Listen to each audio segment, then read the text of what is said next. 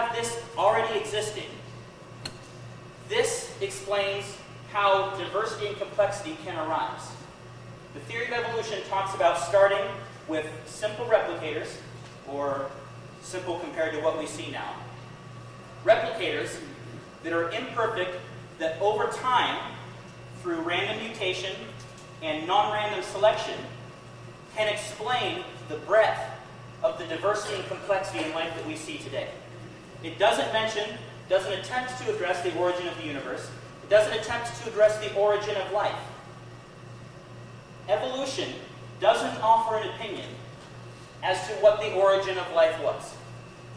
All evolution says is, once we have life, once we have replicators, this is what we would expect to see over time.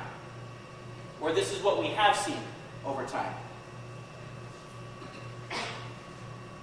Evolution also doesn't say that life is always improving, or that life is always getting more complex.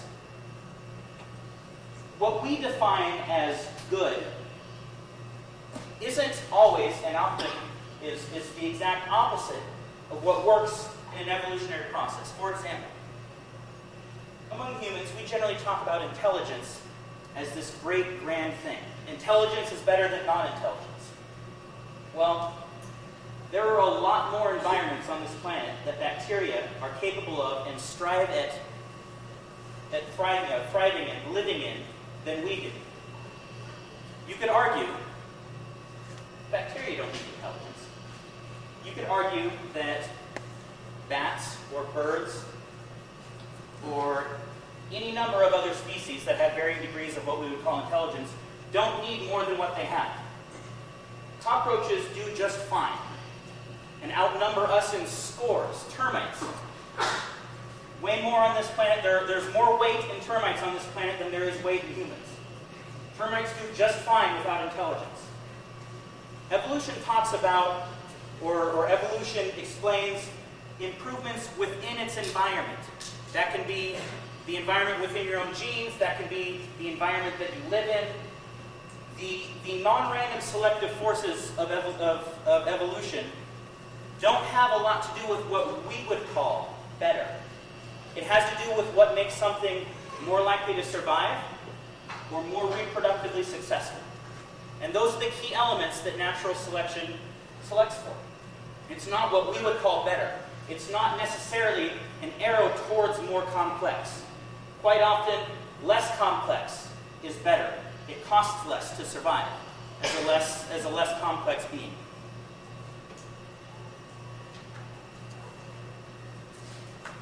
Joe's going to speak for a few minutes on why we need evolution and why we should believe that it's true.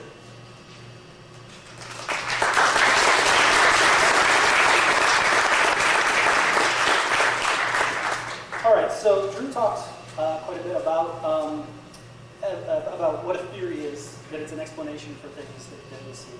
So what does this theory explain? Basically, it explains, at the most basic level, what some common sense observations that we see in the world. So we have coyotes. We have red foxes.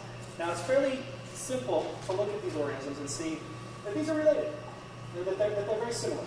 They've got similar structures. They look about the same. It's easy to look at this and see that these are fairly similar organisms. But other organisms, like this little stoat here, not as similar, but it has some similarities. There are some things we can take a look at the coyote and the fox and see are similar to the stoat, but some that are different. And then there are other organisms like this kingfisher. It's getting a little further removed here. It's a little bit different than these. It's more different than the stoat is from the coyote, but it's still got some similarities. The next, you've got still other organisms that are even further removed in similarity here. So this is a little strawberry poison frog here. And you can see he's still got 2 eyes, he's got a backbone, he's got 4 legs. There are some similarities with these other organisms, but obviously not as like them as these two are like each other.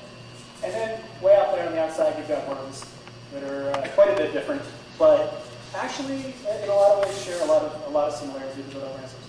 So if we arrange these, but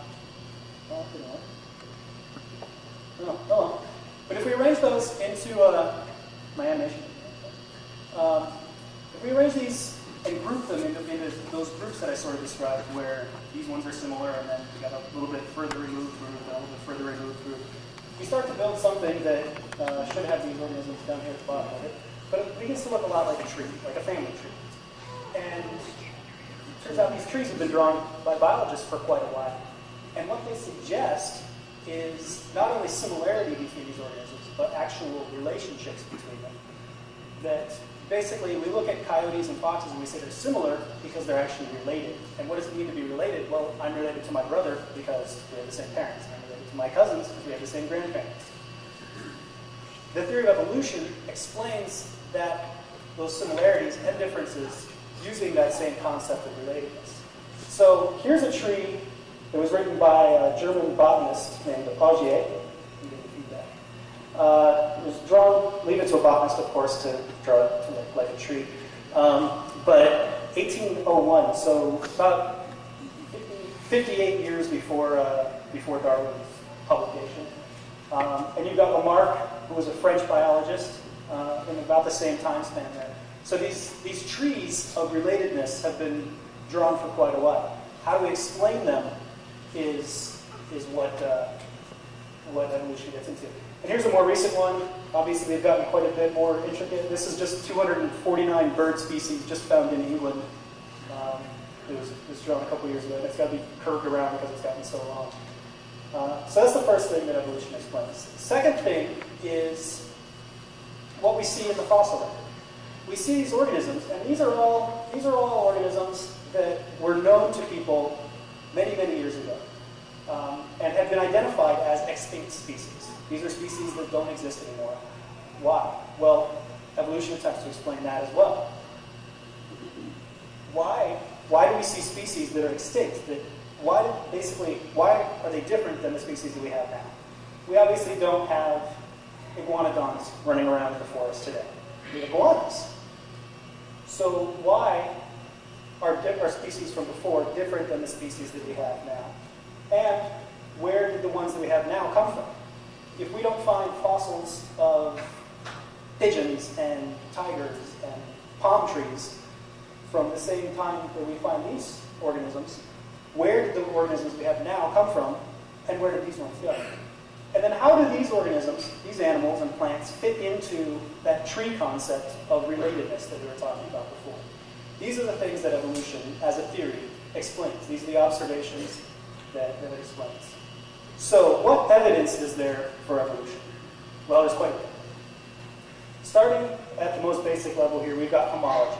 We have a prediction, it's written up there, that species with common ancestors should show some similarities between their structures, even if they don't use them for the same thing. So we've got the classic example here of all these forelimbs of organisms, or different animals that are all vertebrates. We've got frogs and lizards and birds and humans and cats, whales, and the bats actually have these really long fingers that are hard to see, but they're there. Now, obviously these limbs are all used for different things by the animals that possess them. Go back.